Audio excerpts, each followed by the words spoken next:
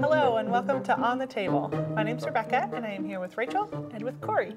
And before we throw today's topic of morality on the table, we do have a quick question for you guys. All right. So, as kids, did you ever do something wrong but manage to pin it on your siblings? All the time. Maybe. Okay. No. Oh my goodness. I Go don't ahead. specifically remember a specific time doing this, but it would not be outside the realm of possibility. And I'm sure if you asked my brother, he would say yes. He would probably say. Yeah. He would say that I all the time did things and that he was actually the innocent child and Right. it was all my fault, but because he got in trouble way more than I did. Right. And I think that's because I was just a really upstanding child. Like I just Sure. So was speaking really of morality, super humble. yeah. But yeah, I probably did. I just don't remember a specific time. Right. Yeah. That's fair. That's fair. I What did about it you? so many times that it's difficult to remember a specific time. I Accidents. have an older brother who's 3 years older than me, Ryan, and I have a younger brother, Brandon, who's Rebecca's husband. Yes. He's 7 years younger than me. Tell us stories about him. Oh, I have so many. Well, Brandon, I couldn't really pin very much on Brandon because he was so much He's younger. so much younger than Yeah, you. got a few But years. when Brandon was a toddler and even like 4, 5, 6, Ryan and I would tease him, or Right. we would just tease him, and I could see when Brandon was getting close to losing it, Yeah. to like yelling and having a fit, and so I would get Brandon like just really close to that line with Ryan, Yeah. and then awful. I would see it coming, and so I would completely stop. I would leave the room. I'd go play something else. I would just leave it, Be and innocent. Ryan Devious. would keep going. Very devious. And Brandon would freak out, and then Ryan would get in trouble for teasing Brandon. fair. And Ryan would be like, but Corie did it too. And I'd be like, I was in my room. In my terrible. room. And I feel really bad about it now. Do you? Sure you do. Mostly. Brandon, There it is. wait. Though Brandon desered the teasing. Brandon could dish, he could dish it out. he could dish it can out. tease like there's Yeah. no I'm more. sorry, it's true. Brand. Yeah. It's true. Throw him yeah. under the bus. But I was mean to Ryan. I think that was a little bit harsh. We're friends now. Yeah. We've get along. reconciled. The stories of your childhood, of the things you guys did to each other going back and forth are pretty They're epic. pretty. They're pretty Yeah. ridiculous. They're pretty, Ryan and yeah. I I enjoy were- hearing. We're like tales. best friends now, but before it was rough there for a It was few dicey. It was dicey for a little bit. It was dicey. It was yeah. dicey. Yeah. I have a twin sister, so Oh, we I would can only just imagine. Yeah, I the think amount. that would, I like honestly, I that's can't even next count the amount of level. times between all my siblings because I have an older sister as well and then a younger brother as well. Yeah. So there's enough of us that everyone's getting blamed for everything. And you guys are all pretty close. really close. Yeah. Yeah. So- There's only like 2-3 years in between both ways. Yeah. So it's pretty interesting, but only but yeah. imagine. So that definitely happened chaos. a lot of times. I remember one specific instance where Rachel and I, that's my twin sister, we would share a room, and there was one instance. Now this was against me. I'm a victim in this story, and she was supposed to clean up our room, and she didn't, and I got in trouble for it because it was like her half. I cleaned up my half. I'm a really clean person to begin with. You're so organized. I know. very I'm like organized. organized, okay? She's not as organized. She's organized to a degree, just not as organized. Anyway, so she was supposed to clean up her room and she didn't. And she's like, but that's Becca's half of the room. So I was grounded for like hours. It was hours of my life she stole. Oh my goodness. There was enough times that I did that back to her though that like, So I don't you even know made that up for counts. it. You got her back. Yeah, and then that's some. the thing with siblings. So. It's just I you don't know know. who It's starts give and it, but take. it's going to Totally. go on until you grow up, get married, move out. Yeah, pretty For much. sure, it's good. So on to our topic today about morality, which just flows sort of nicely. It so does. we're going to be discussing a little bit about can you have morality without God? So just to give us a good even playing ground here, morality, and this is like a definition from Google, is principles concerning the distinction between right and wrong, good and bad behavior. So that's what we're talking about when we're talking about morality. Right. So what do you guys think? Can you have morality without God? I think you can have it. You can display. I think any Be human moral. can be Yes. moral. You can believe in morality, but in terms of does it make logical sense? Do you have a higher authority from which to say my opinion is better than your opinion? Right. My opinion on morality is the best, and yours is lesser. I don't think you have a backbone. Right. I don't think No you leg have to a leg, stand on. to Yeah. stand on. Okay. in Because the that idea, sense. like, if you're going to have a moral law, there's an implication of a moral law giver. Totally. You don't just, like, we don't just have laws arbitrarily. Right. Like they don't just kind of float around and we go, we like this one, we like this Right. one. Like moral laws are, like, we just assume right and wrong. We kind of have that innate knowledge that stealing is not okay, Right. murder is not okay, so we don't do it. Right. Obviously, there are those who do break those laws, break those rules, Right. but they don't do it without the knowledge that it's wrong. If you're stealing, you know Right. that stealing's wrong. You just don't care enough to not. Right. And the same goes for other types of laws. Right. I think a lot of people who don't believe in God, a lot of atheists who still believe in morality, they would say, I mean, from a social perspective, it makes sense to have morality because otherwise it would be chaos. So you need a court system, and I agree with them in that case that morality is practical, but it doesn't. The fact that morality is practical doesn't answer the question, why is morality practical? Yeah, Why are it's a bigger beings question. innately moral? You know, and then what happens? You know, it's a really nice example to just keep it to your society who has the morality that you have. But what happens when your society interacts with another society who wants to destroy your society, who has an entirely different moral structure than you do? Exactly. Who are you to say, if there is no God, who are you to say their morality is lesser than your morality? A Right. great So example of that is Nazi Germany. The world went to Fantastic war over example. that. Yes. We don't. And the Nuremberg trials, like Yeah. what were they supposed to do? Who are they keeping them accountable to? Exactly. Yeah, because Right? their laws didn't.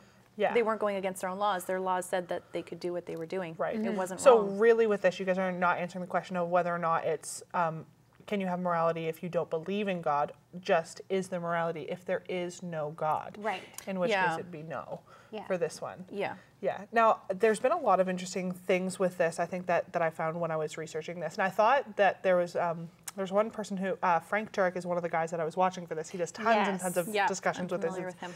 extremely well versed in this. And he gives a really good example of how, like, if you have a subject, so say, Corie, you're our subject. If Rachel and I each draw a picture of you, and we show people, and we're like, which one's better?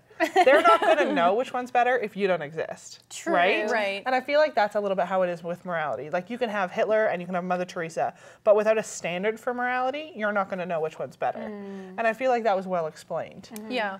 But see, and I feel like the skeptic would argue that we know what's better. We don't need a God to tell us what's better because we know that just, it makes sense for us to be moral because not murdering people benefits us. For you, though. Yeah. Not Right? stealing For you in benefits that me. situation. But what if stealing does benefit me? Yeah. So what if I'm thirsty, you have water in your cup, and I want your water? For me, it makes sense morally to me Totally. to survive. To steal. Right? So I'm going to take your water. Well, I would you don't give it have to any you. water anymore. Okay, thank you. That's Then I'm going to take your Right. water. right. And then I'm going to kill you because you took my water. But what's it matter? What's it matter if there's no And- higher Right. standard? And this is the crux of the problem because I've Yeah. also heard a lot of skeptics and atheists say, well, morality is a product of evolution, of Right. survival Surviving. of the fittest. Yeah. Okay, sure. So if it's a product of survival of the fittest, then I can say to you, like, who's Rachel's not killing me. Great. Okay. Rachel's like, killing is wrong. I'm like, okay, great. But I've evolved past that now. I Right. think killing is right. So what are you going to say to that? I'm going to run away. Exactly. Right? But that's It what falls- it it falls falls down apart. fast, like Yeah. really fast.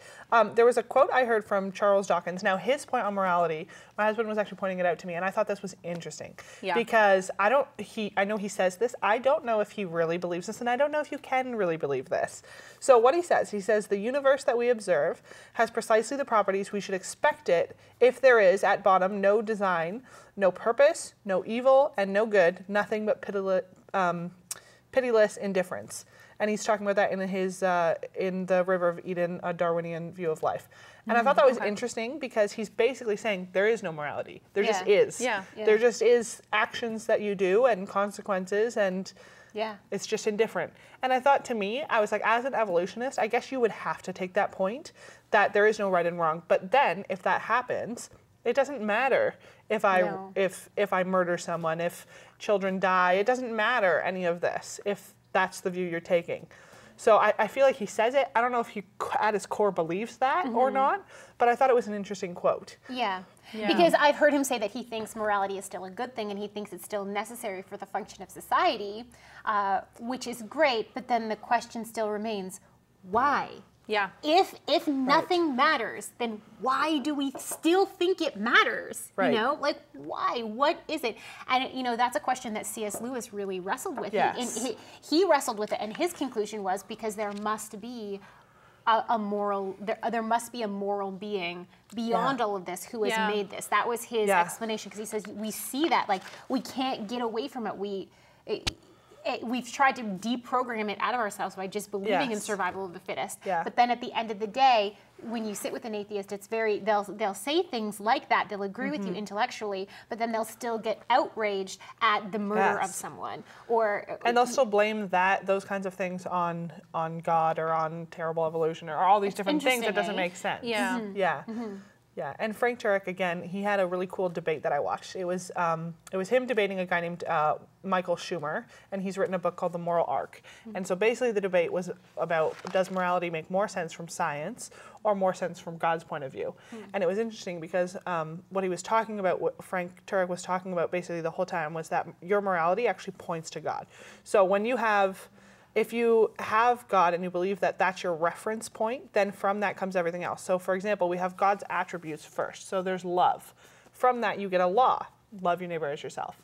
From that law, you get everything else, like gentleness, kindness, and vice versa. You get the opposite of those things, greed, Right. murder, right? So without a God as that base principle, you have nothing. And I thought that was kind of an interesting way of putting it, that your that's morality interesting. actually does point to a creator, because from his attributes, everything, that's where your morals come from, is from God. And if he's not the perfection, the standard of that, you have nothing to achieve to. Yeah. I thought it was really interesting the way that he described it. that is really It's interesting. kind of neat. Yeah. Yeah, and there was another verse from Romans that I was looking up to, Romans 2, where I was reading yesterday and it just happened to come across this. It was perfect timing. I was like, it's in the Bible. It was good. So it just says, indeed, when Gentiles who do not have the law do by nature things required by the law, they are a law for themselves, even though they don't have the law. They show that the requirements of the law are written on their hearts, their conscience also bearing witness, and their thoughts sometimes accusing them, and at other times even defending them. So, yeah, I thought that was kind of interesting because it talks about how, it is something that's innate within us. Yeah. Yeah. We do know right from wrong. Yeah. And it is absolutely what we would expect if the Bible is telling us the truth, that God created human beings for a purpose and in his image. Yeah, so absolutely. we necessarily have a shadow of his morality that is there. We have a conscience, and we can sear that conscience. We can push it down so much that we no longer listen to it or even have it. Like, we can completely sear our conscience, and that's in Romans 2, in Romans chapter 1. But yeah, I think it's an intensely interesting I think it is too. conversation and Yeah. debate. It's very, I was looking at different videos and articles online, and it's a very heated discussion back and It forth is. because you have a lot of skeptics who will obviously say, no, I don't need God to be a moral person. And then on the flip side, you have a lot of theologians who are like, yes, you do. And it Right. kind of goes back and forth. And I think sometimes they're not even arguing about the same thing, because where morality comes from and can you have it, like Right. we're not always even talking about the same thing. There's a lot of confusion that seems to seep into this Right. issue. Yeah. But it's It always really seems to important. come back to people saying, but we have morality. It exists. Yeah. Therefore, it's fine. Right. But then the Christian or the theist goes, okay, why? Why? Yeah. And there's no It's that why, because question. then it gets circular, because then they go, well, because it helps society. And you're like, okay, that doesn't answer the question. Yeah. You're saying society formulated it because it helps it, but then what about all You're these taking other it for issues? granted.